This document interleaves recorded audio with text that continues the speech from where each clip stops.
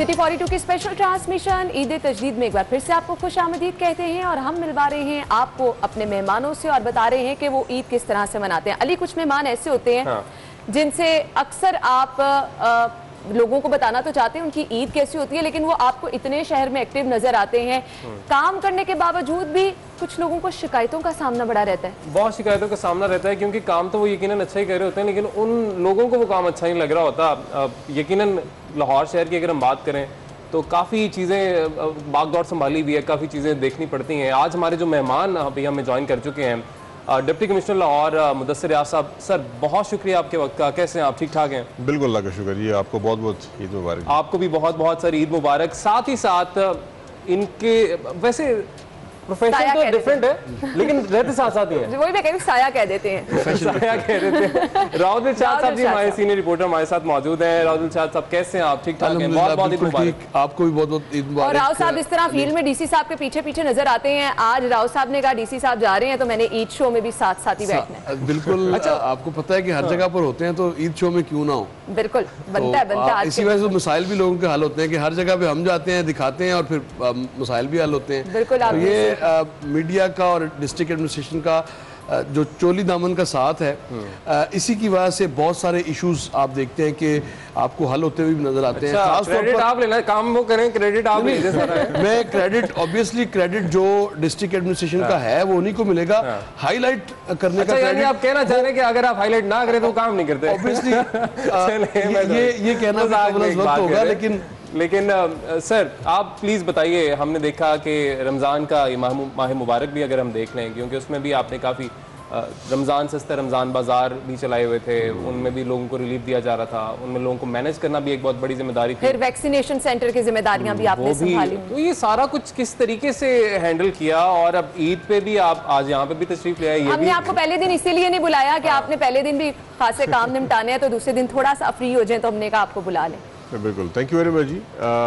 जिस तरह राव साहब कह रहे हैं, सबसे पहले तो मीडिया के बगैर डेफिनेटली वो बहुत डिफ़िकल्ट होता है। हमें हम तक हर चीज़ तो नहीं पहुंच सकती, लेकिन एक इन्फॉर्मेशन, आंखें और कान होना बड़ा ज़रूरी है। सो मीडिया को हम उसी तरीके से लेते हैं। बड़ा पॉजिटिव एक जर्नलिज्म है ये, जो कि स्पेशली आपके जितने भी टीवी चैनल्स हैं और स्पेशली आपका टीवी चैनल सिटी 42 ये जिस तरीके से काम करता है, इश्यूज़ के बारे में, इश्यूज़ को दिखाना, फिर इश्यूज़ पे हम डेफिनेट जो हमें पता चलता है एक्शन लेते हैं उसके ऊपर। अब अगर आप बात करें रमज़ान की, रमज़ान इस दफ़ा बड़ा टफ था हमारे लिए। ईद तो डेफिनेटली इस दफ़ा मुख्तलिफ है कोरोना की वजह से, लेकिन रमज़ान बहुत मुश्किल था। ये जो टफ आपने कहा था, जो चैलेंजेस का सामना था, वो क्या चैलेंजेस थे? वो अनप्रेसिडेंटेड था इस दफ़ा, क्योंकि आपको पता है कि रमज़ान के अंदर बाजार के अंदर जो बाजार हमने लगाए थे उसमें चीनी का बहुत बड़ा इशू था। और अली हर रमज़ान बाजार में पहुंचे हैं। अली बुरहान नहीं था, बुरहान नहीं था, तादाद चूंकि ज्यादा थी और लंबी कितारें जरूर रही। बुरहान चीनी की शॉर्टेज का मसला नहीं आया। नहीं, अब ये देखे ना, ओपन मार्केट में था, ओपन मार्केट में था क्योंकि उन्होंने कह दिया 85 बेचनी है। अब दुकानदार कहता है कि भाई मैं अगर 110 बेचूंगा तो मैं पकड़ा जाऊंगा। उसने चीनी बेची नहीं, किसी ने बेची, जानने वाले को 110 दे दी। ये चल रहा था। मैं आपको बताता हूं, अभी भी ये चल रहा है। मैं थोड़ा सा बताता हूँ कि क्योंकि ये इंपॉर्टेंट है समझना। जी। जब ये चीनी का फैसला हुआ कि 85 की बिकनी है, उससे पहले ये 100-110 की बिक रही थी। बिल्कुल ऐसे ही। और ये रमज़ान से जस्ट 5-6 दिन 7 दिन पहले ये फैसला हुआ। जब ये 85 का फैसला ओपन मार्केट में किया गया, सेम टाइम रमज़ान बाजार में 65 रुपए का भी फैसला कर दिया गया। सही। सो प्रैक्टिकली स्पीकिंग एक आम शख्स ने 85 रुपए की चीनी कभी मार्केट से खरीदी ही नहीं थी। मार्केट से 110 की ही ले रहा था वो। लेकिन मीनवाइल रमज़ान बाजार लग गए जहां पर 65 रुपए की चीनी थी, तो डिफरेंस जो है वो तकरीबन को 45 रुपए का डिफरेंस उसको फील हुआ कि 45 नहीं ये संभाला गया सीरियसली। हाँ, ये इसलिए बता रहा हूँ कि 45 रुपीज का डिफरेंस उसको रमजान बाजार से सब्सिडी की फॉर्म मिल रहा था। रश बहुत बड़ा। अब मैं आपसे शेयर करता हूँ, 27 दिनों के अंदर जो टोटल फुटफॉल है हमारा, जितने लोग आए रमजान बाजार में, 64 लाख लोग हैं। 64 लाख लोग रमजान बाजार में 27 दिनों में, और उनमें से मैक्सिमम चीनी खरीदने ही आए। और 7000 मैट्रिक टन हमने 70 लाख किलोग्राम चीनी हमने बेची है वहां पर। सिर्फ 35 लाख लोगों ने चीनी खरीदी है। उसके अंदर से। तो ये बहुत बड़ा ऑपरेशन था, बहुत मुश्किल हालात थे, टफ था, लेकिन हमारे एहलकारों ने, हमारे ADCR इसके मुकम्मल जिम्मेदार थे इसके ओवरऑल, असिस्टेंट कमिश्नर मेरे सारे टाउन के लोग, मेरे सारे वेस्ट मैनेजमेंट कंपनी के लोग, सिविल डिफेंस के लोग, मार्केट कमेटी के लोग, बहुत बड़ा पुलिस के एहलकार, बहुत बड़ा ऑपरेशन था और हमने सक्सेसफुली इसको किया। लाइंस आपको मिलेंगी क्योंकि लाइंस तो डेफिनेटली जब 45 रुपए का फर्क होगा तो लाइंस तो आपको लगेगी, लाइंस मिलेंगी एक गरीब आदमी के लिए, लेकिन हमने उनको फैसिलिटेट ऐसे कर दिया, हमने चेयर्स लगा दी वहाँ पर, उनको मैक्सिमम फैसिलिटेशन की। वो तो हमने देखा था, वो सारा मामला हम देख रहे थे, अदालती जो अहकामात भी आ रहे थे। लेकिन सर मुझे यहाँ पे ये आप प्लीज बताइएगा कि हमने यकीनन कोशिश की कि हम फैसला तो कर दिया 85 रुपए किलो वाला, लेकिन ऐसा क्यों होता है कि अक्सर गवर्नमेंट की तरफ से फैसला आ जाता है लेकिन उस पर इम्प्लीमेंट करवाना थोड़ा मुश्किल हो जाता है। यहाँ पे फिर हम जिक्र करते हैं, गवर्नमेंट जिक्र करती है, ये सियासतदान जिक्र करते हैं माफियाज का। अब इसी में थोड़ा सा जिक्र मैं मुर्गी की कीमत का भी करूँगा कि रमज़ान से पहले शादियों का सीज़न कहा कि डिमांड ज़्यादा है, इसलिए अली आपने ईद शो को टॉक शो बना दिया है। ऐसे ना करें, ऐसे ना करें, आप ईद के बाद भी इन इश्यूज पर बात कर सकते हैं। डीसी साहब नाम लेकिन ये थोड़ा सा जिक्र करना जरूरी है, 2 ब्रेकें पड़ी है, ईद पे बड़ी बातें करेंगे। लेकिन सर ये जो मुर्गी का रेट 450-500 के करीब, अब आपने कलेजी पोटा लेना है वो अलग बात है, लेकिन इतना ज्यादा कैसे हो गया? रमजान में तो इतना नहीं हुआ कभी भी। देखिए जो लाइफ स्टॉक है ना, जो मुर्गी है, मुर्गी की कीमतों का तयन गवर्नमेंट नहीं करती अभी तक। लेकिन वो जो डीसी साहब की एक लिस्ट आती है, हर वो लिस्ट होती है, वो रेट लिखा होता है जो कि उनकी एसोसिएशन खुद निकालती है। अच्छा, गवर्नमेंट का उसमें हम गवर्नमेंट उसको तयन नहीं करते। इनको कब उस कंट्रोल करने के लिए कुछ करना चाहिए? मैं वही आपसे अर्ज कर रहा हूँ, इसके लिए अभी मैकेनिज्म बनाने की कोशिश हो रही है कि ये हम टेक ओवर करें प्लीज। असेंशियल कमोडिटीज जो है ना, असेंशियल कमोडिटीज एक कानून के तहत चलती हैं। सो मुर्गियों के ऊपर गवर्नमेंट फैसला करेगी, अगर मुर्गियों को हमने कीमत का तयन हमने करना है तो फिर उस लिहाज होगा। चीनी के ऊपर जैसे आपने बात कर रहे थे, चीनी के ऊपर माफिया मौजूद थे। वो माफिया जो थे वो वाले थे जो कि सट्टे पर चीनी उठाया करते थे, जिनके खिलाफ कार्रवाई हुई। सट्टे पे कैसे उठाते थे? एक चीनी 80 रुपए की उसने खरीदी है मिल के अंदर से, वो पड़े वहां पर 100 रुपए की होगी, 25 पैसे किसी ने ऑफर कर दी, ऊपर 50 पैसे किसी ने ऑफर कर दिया, सट्टा चल रहा है वहां पर। तो एक्चुअल जो कीमत निकलती थी बाय वो 100 रुपए की निकल रही है, 20 रुपए की तो सारी वो सट्टे की कीमत है। मिडिल मैन पर सारे केसेस में मिडिल मैन नहीं, ये तो जुआ है, ये तो जुआ लग रहा था ना बेसिकली उसके ऊपर। तो मिडिल मैन कहाँ से आ गया? मिडिल मैन तो वो होता है जो कि मैसिव कार्रवाई आगे दे रहा है, ये तो करप्ट प्रैक्टिस है, तो उसके हार डाला गया है। जो पोल्ट्री है थोड़ा डिफरेंट केस है इसका। उसकी वजह ये है, पोल्ट्री का जो फ्लॉक है अगर 40 दिन में तैयार होता है, फ्लॉक जब तैयार हो जाए फिर वो रह नहीं सकता, बिल्कुल, फिर उसने मार्केट में आना ही आना है, उसकी सप्लाई आप रोक नहीं सकते, स्टॉक नहीं कर सकते, वो स्टॉक नहीं कर सकते, होल्ड नहीं कर सकते उसके स्टॉक को। सो जितनी सप्लाई हो रही है वो डिमांड के मुताबिक ही वो निकल रही है। उसकी कीमत देखनी पड़ेगी, कीमत कितनी होनी चाहिए, उसमें और बड़े फैक्टर्स हैं ऑब्वियसली कीमत बढ़ने के। फीड महंगी हो गई, जो फीड है पोल्ट्री की फीड महंगी हुई है, और बड़े फैक्टर्स हैं जो कि इसमें अमलदार इसका होता है इसका। लेकिन हमें डेफिनेटली इसके अंदर सोचना पड़ेगा, करना पड़ेगा, हुकूमत इस पे काम कर भी रही है। ठीक है, और इस पे काम जल्दी होना चाहिए, क्योंकि बहुत सारे लोग, हमने कुछ ईद से पहले भी 2-3 दिन जो कवर किया, लोग कह रहे थे कि जी वो तो कुछ खरीद नहीं पाए, कि रमजान के बाद अगर ईद के स्पेशल मौके पर कुछ अच्छा बना सके तो इस महंगाई की वजह से लोग बेचारे बहुत परेशान नजर आए। खैर, हमारे मेहमान हमारे साथ मौजूद है, ब्रेक लेते हैं, ब्रेक के बाद कुछ बात होगी। राव साहब ने कहा ईद वाली बातें नहीं हुई, ईद वाली बातें भी कर लेते हैं लेकिन ब्रेक के बाद।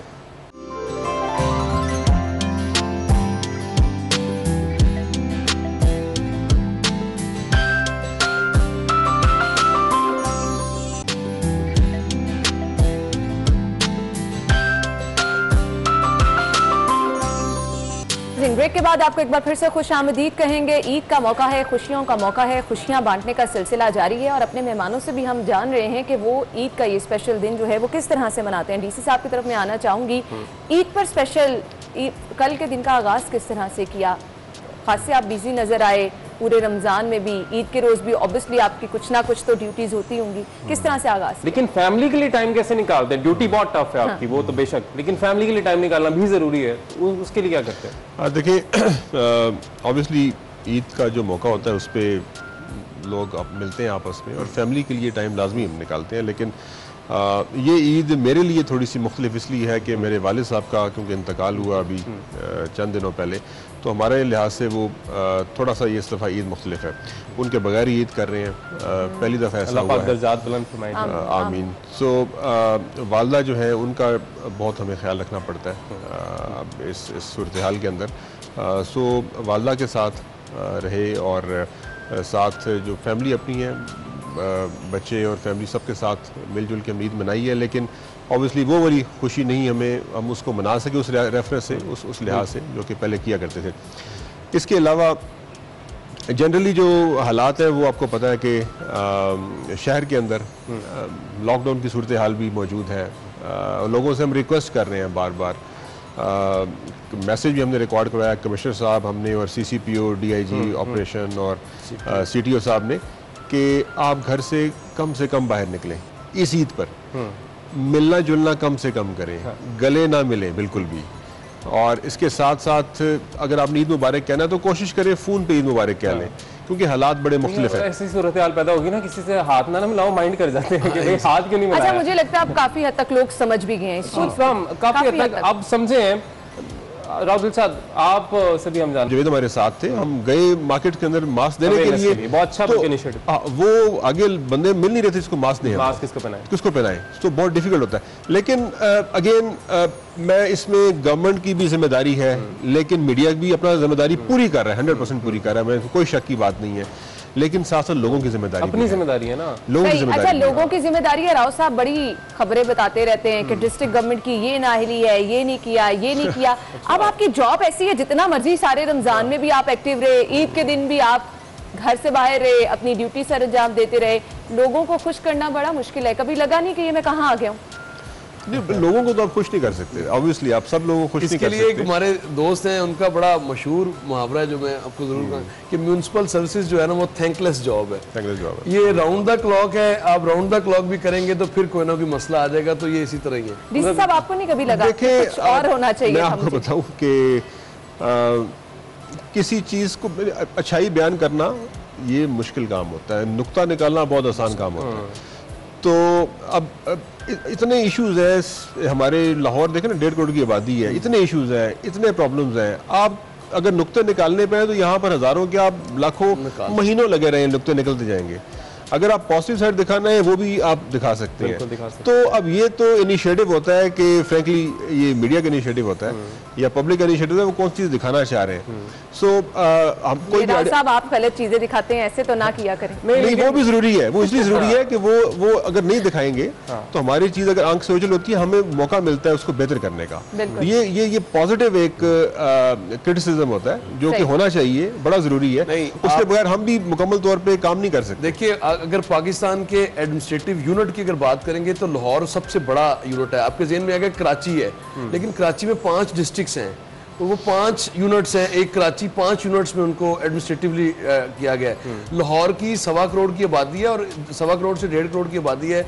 यहाँ पे ये एक ही डीसी और एक ही ऑब्वियसली कमिश्नर तो होना ही एक है, लेकिन 5 तहसीलें साथ में। अब इसकी एडमिनिस्ट्रेटिव पॉइंट ऑफ व्यू से अगर आप देखेंगे तो इसके बहुत ज़्यादा इश्यूज आ भी सकते हैं। फ्यूचर में आपको इसको करना है एडमिनिस्ट्रेटिव ग्राउंड पर, आपको इसकी डिवीजन करनी है डिस्ट्रिक्ट्स की। 2-3 मतलब बात हुई है कि 6 अजला कर दें ताकि वर्कलोड किसी हद तक वर्कलोड कम हो और लोगों को सर्विस डिलीवरी जो है वो उनके अपने एरिया में मिले। अब रायवेंड का बंदा अगर उसको डिस्ट्रिक्ट कचहरी आना है तो रायवेंड कहाँ पे है, या शादरे के लोगों ने इधर आना है, या इसी तरह से काना के लोगों ने आना है इधर। यानी कुछ मसाइल शहर बड़ा होने की वजह से भी, आबादी ज्यादा होने की वजह से भी। यार ब्रेक का कहा जा रहा है, हम ब्रेक लेते हैं, ब्रेक के बाद जब वापस आएंगे तो गुफ्तगू का सिलसिला आगे। फिर काम की बातें नहीं होंगी, आप काम की बात नहीं कर रहे, बिल्कुल नहीं कर रहे। ब्रेक के बाद आपको ज्वाइन करते हैं।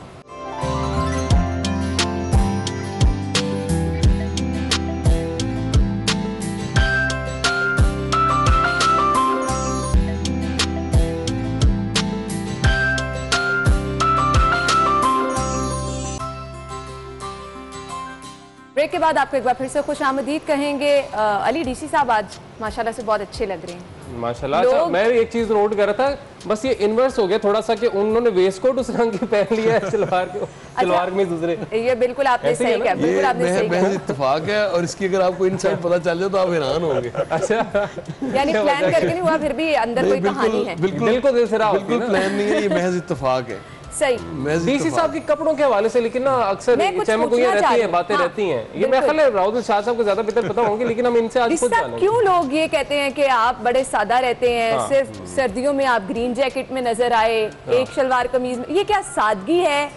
फिर डीसी हो और एक ही ड्रेस हो, वेल ड्रेस ना हो, जिस तरह से कमिश्नर साहब को देखे, कफ भी जो है उस पे नाम होना चाहिए, अंदर जेब में भी नाम होना चाहिए, लेकिन आप कमिश्नर साहब से भी हमने पूछना है वैसे। देखिए, जो मैं जब से भी सर्विस में आया हूँ तो मैं इसी तरीके से ज़्यादातर आप मुझे इसी शलवार कमीज में देखेंगे, ये जो मैंने पहनी हुई है, ये ब्लू कलर की। आज ईद के दिन भी ये शलवार कमीज पहनी हुई है, यानी आप बाय नेचर ही सिंपल।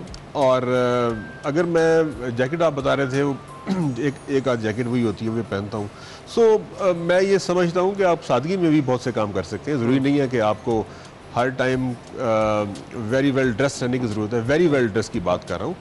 और हमने देखो, लोगों से मिलना होता है, आम लोगों से मिलना होता है।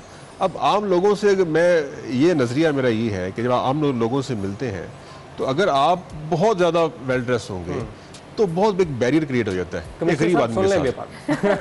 वो देखें, ये आप फिर और तरफ लेके जा रहे हैं। नहीं, हर किसी की अपनी पर्सनालिटी। साहब माशाल्लाह बड़ी अच्छी पर्सनालिटी उनकी है, और वो अपना उनका एक स्टाइल है। अच्छा सर, डीसी साहब ये बताएं, शादी होगी आपकी? ये होनी है?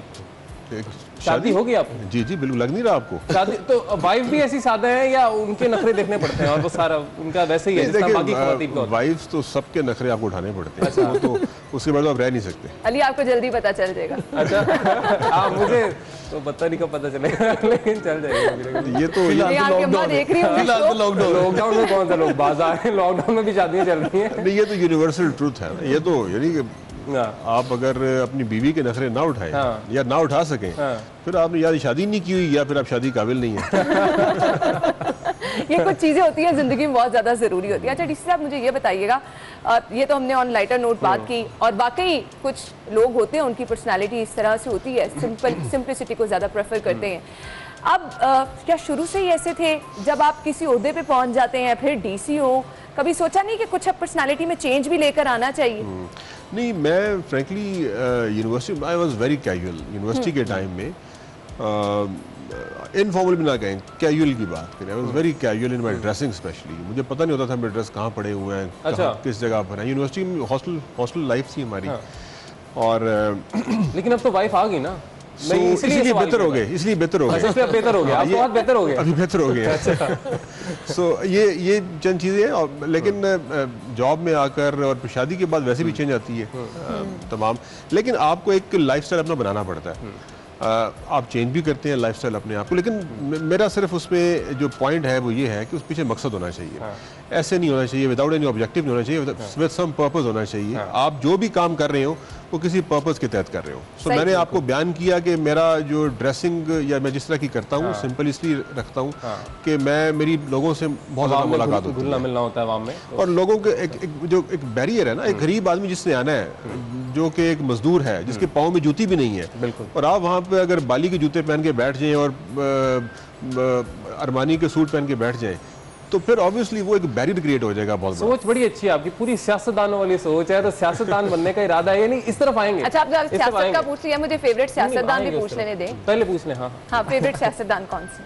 अभी इनकी गवर्नमेंट उनका नाम, पॉलिटिक्स के अंदर मैं obviously I would not be able to share with you my favourite सियासतदान, वो मैं कर नहीं सकूंगा। लेकिन सारे सियासतदान मेरे ख्याल में इम्पोर्टेंट हैं, अच्छे हैं, वो अपना अपना काम कर रहे हैं और अपनी जदोजहद कर रहे हैं। सो ऑल पॉलिटिशियंस, एक जो आपकी जो डेमोक्रेसी की ब्यूटी ये है कि ये सेंटर ऑफ ग्रेविटी डेमोक्रेसी के अंदर पॉलिटिशियन ही होता है, उसी के अंदर निज़ाम घूमता है, तो सारे पॉलिटिशियंस का बड़ा अहम रोल और है। आप घुमा गए हैं बात, आपने नाम नहीं बताया। राव साहब देख लें अब आप। उन्होंने क्या, जाहिर है ना सर्विस में है ना, तो हुकूमतें तो चेंज होती रहती हैं, इन्होंने चेंज नहीं होना, इन्होंने यहीं पे रहना है। तो पता चले आज नाम ना ले, कल को वो याद रखे कि जी अच्छा ये इन्होंने मेरा नाम नहीं था। तो डीसी साहब के लिए पुलाव आ रहा है, डीसी साहब के पुलाव गए बड़े मजे के।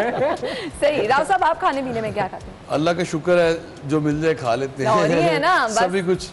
सभी कुछ पसंद है, लेकिन मतलब आलू गोश्त हो तो जरा ज्यादा आलू गोश्त होना चाहिए। सही। तो ज्यादा आलू गोश्त हो, वैसे सारा कुछ खा लेते हैं, लेकिन आलू गोश्त हो तो ज्यादा अच्छी तरह खा लेते हैं। सही, वो ज्यादा अच्छी तरह खा लेते हैं। डीसी साहब जाते जाते कोई मैसेज देना चाहें आप देखने वालों को? लेकिन एक तो सबको बहुत बहुत ईद मुबारक मेरी तरफ से, पूरे तमाम मुस्लिम वर्ल्ड को। मैं मैसेज आज के रेफरेंस से सिर्फ क्योंकि कोविड की बात चल रही है, मैं लोगों से रिक्वेस्ट करता हूँ, हमने पहले भी रिक्वेस्ट करते रहे हैं कि हम जो दिन रात निकलते हैं, और आप लोग भी हमारे साथ मिलके, हम आप लोगों के लिए निकलते हैं, और आप लोगों के लिए इसलिए निकलते हैं कि आप लोगों को बीमारी से बचाया जा सके। हम आपको अवेयरनेस जनरेट करने की कोशिश करते हैं, कोशिश ये करते हैं कि इस जो मुश्किल फेज़ है पैंडेमिक से हम बाहर निकल आएँ। तो मेरी रिक्वेस्ट ये है आपसे कि जब भी बाहर निकलें मास्क ज़रूर पहने और सोशल डिस्टेंसिंग का ख्याल ज़रूर रखें, और ईद के मौके पे ख़ास तौर पे कम से कम बाहर निकले। अगर ईद मुबारक आपने कहना तो फ़ोन पे आप कह सकते हैं, ये मेरी रिक्वेस्ट है सबसे। और अब तो इतना ज़बरदस्त है, वीडियो कॉल करें आप, किसी को आपको जाने की ज़रूरत ही नहीं पड़ती। बिल्कुल जी। और जिस तरह से पहले भी हम जिक्र कर रहे थे, डीसी साहब ने भी कहा कि मईशत का पहिया चलता रहे और इसीलिए कारोबार को भी बहाल रखा जाता है। लेकिन अगर आप चाहते हैं कि कारोबार भी चलता रहे, आपका नुकसान भी ना हो, पाकिस्तान का नुकसान ना हो, तो बस SOPs पर अमल कर लें, बाकी सब कुछ इंशाल्लाह चलता रहेगा। ले जी, बहुत शुक्रिया आप दोनों का एक दफ़ा फिर से। एक ब्रेक लेनी है जी, हमारी ट्रांसमिशन का सिलसिला तो जारी है।